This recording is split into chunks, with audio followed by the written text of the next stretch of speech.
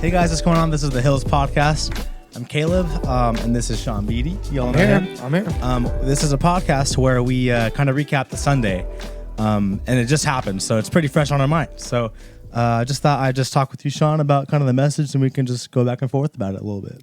Yeah. You know, Acts 17, when Paul goes to Mars Hill, or as they call it, the Areopagus, is my favorite passage in Acts, because the whole chapter, you get to see Paul use different evangelism methods. He does friendship in Berea. He makes friends with some people, and then he can talk to them, right? Yeah. He does truth-telling, and I think at the beginning of the chapter, he kind of gives it hard to this group, like, you guys killed Jesus.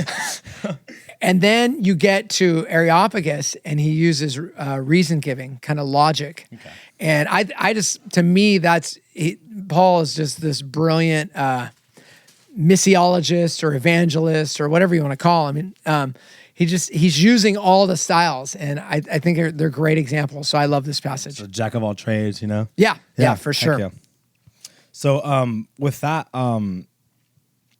sorry, he wasn't supposed to host. Yeah, I wasn't supposed to just host. put him on the spot. I'm like, you host, man. Okay. You want me to drive this? Yeah, can you drive this? So I'll drive this. Sorry, so I was a little... We're going to give you a sermon recap really quick. So Paul is in the Areopagus, and he's speaking to these Epicurean and Stoic philosophers, and he ends up quoting one of their poems that they recite to Zeus, and he finds an altar to an unknown god, and he uses that to preach the gospel, right? To the Jews, he used the Old Testament, the scriptures, right? But to these people that had no background in the promises and the covenants and the Bible, he uses their own logic to help point them to their creator, to Jesus. And then people end up becoming followers of Jesus in it. And, you know, forgive my voice, I've lost it again. Yeah.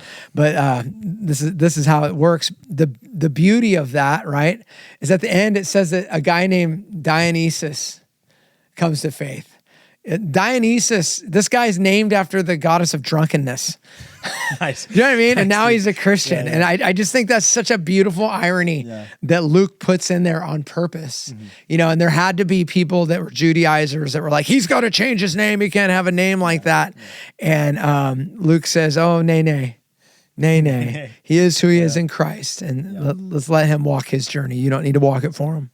And that's so true today. Like it literally is a direct parallel to how it is today. Like there's so many backgrounds and walks of life and different ways that people receive information. Yeah. And just process stuff. And so when you, it's cool because like in this book, he's talking about how he used like almost all the ways to like reach these people. Yeah. And it's specifically catered towards these different people that receive it differently. Yes. So it's really cool that happens. And also just like, how you just said he's named after the goddess of drunkenness. Yeah, that's Dionysus. So there's purpose behind stuff like that. Oh yeah. And then he also says Damaris, which is a woman.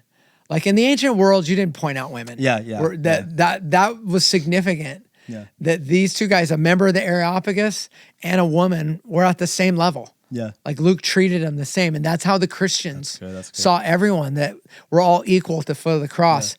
That was a foreign thought to the world. Mm-hmm. The Christians are the ones that brought that thought of equality to the world. And there's one of the first examples of it you see. Very cool. Yeah. Some good stuff, man. So enjoy the study, get into it, listen to the sermon. We had a crazy service this weekend at North. I'm sure the other campuses, just God is burning the room down right now. I don't know what he's doing, but I just want to make sure we get out of the way. So God bless you guys, and go be the church.